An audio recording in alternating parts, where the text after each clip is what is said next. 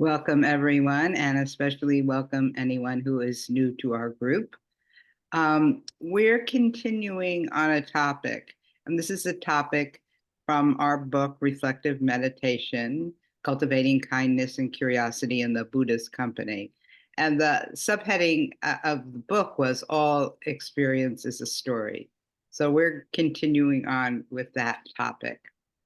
And I think we made it clear in earlier Dharma talks that we think that the stories in our mind that are worth knowing, worth being aware of, worth reflecting upon. But then what? Which of the stories are worth repeating? Worth repeating to ourselves, worth repeating to others? When do we share these stories of our lives, these stories in our consciousness? With whom? For what intention? It's complicated, and sometimes restraint is necessary, but not as often, perhaps, with ourselves as in other approaches to meditation. So let's start there.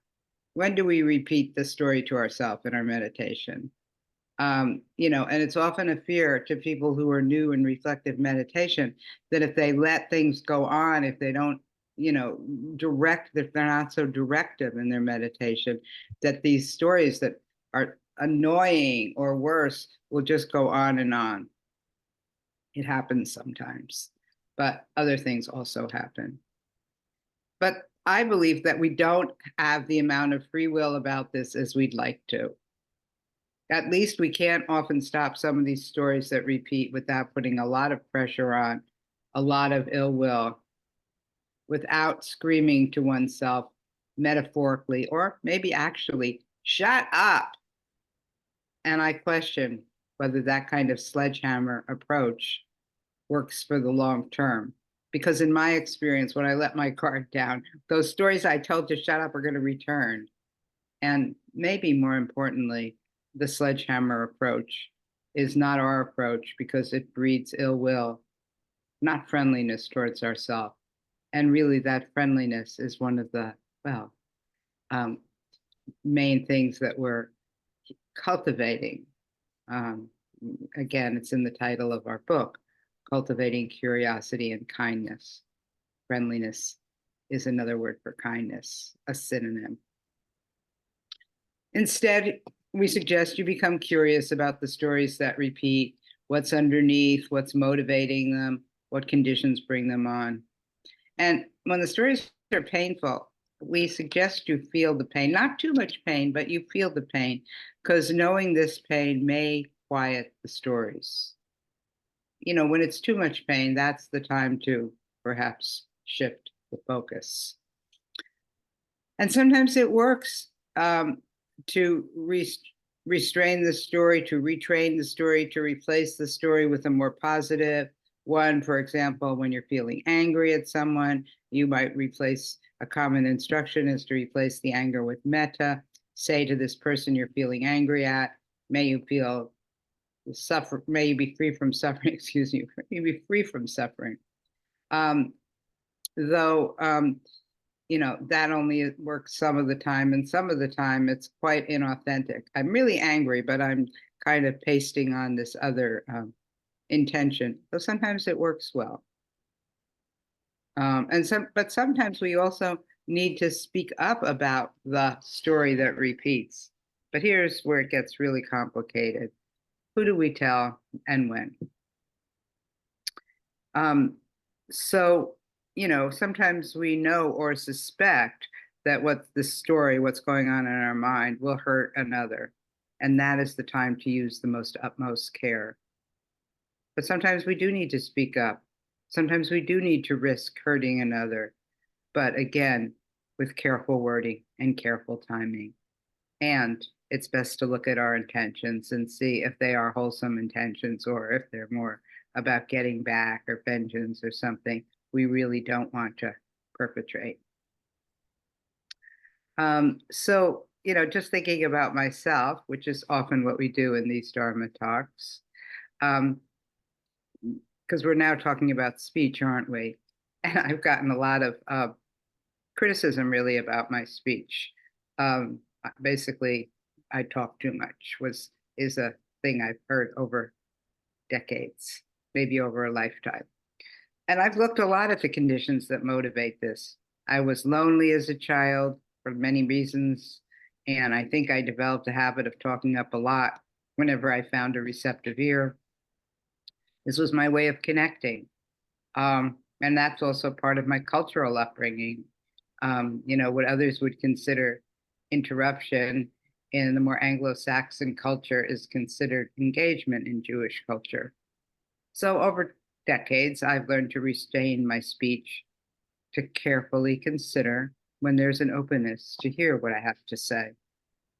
Others, maybe introverts, they need to speak up more, I think, so that they are understood, so their needs are known, so they don't feel ignored and or feel ill will to the people who seem to ignore them. And in some cultures, children are conditioned to speak, not speak that much and only speak at certain times about certain topics. I guess that cliche is children should be seen but not heard. So we have different conditioning around when to tell our story and to whom. And maybe I'm painting this a little black and white, the extroverts, the introverts, the different cultures. But of course, please, it's not so black and white. It's just a way of talking about the topic. So now I wanted to kind of shift to kind of looking at some of these issues through the lens of sharing our meditative experiences, which we do in most reflective meditation groups. So when we ask you to share your meditations, we're really asking you in part to share your stories. That is, I'm calling the stories the content of your meditation. And of course, you're not only sharing the content, you're also sharing the process of how your meditation developed, your reflections that happen in your meditation, much else. But in part, we are inviting you to share the content. And we have worked quite intentionally to create a safe place in which to speak your stories. And part of how we do this is we put boundaries on how this process is done. The first boundary is that you speak about what has actually happened in your meditation. You don't tell the other stories that are on your mind and heart. Not then, anyway. We don't do crosstalk. The meditator tells their story. They hear themselves tell their story, which really can shift something about the story itself, followed by usually a conversation with a teacher or a peer who is trained in how to ask questions that are explorative rather than directive. We don't tell people what to do or how to make things better, but we do ask questions that and may sometimes make comments that hopefully lead to more understanding of the teachings of Buddhism, the Dharma.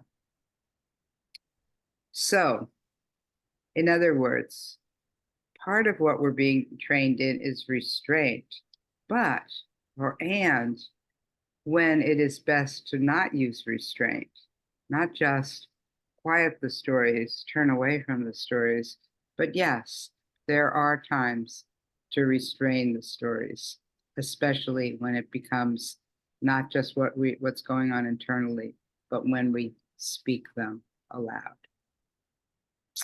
So I will end the talk at this point, and we will do our usual 30 minutes of meditation.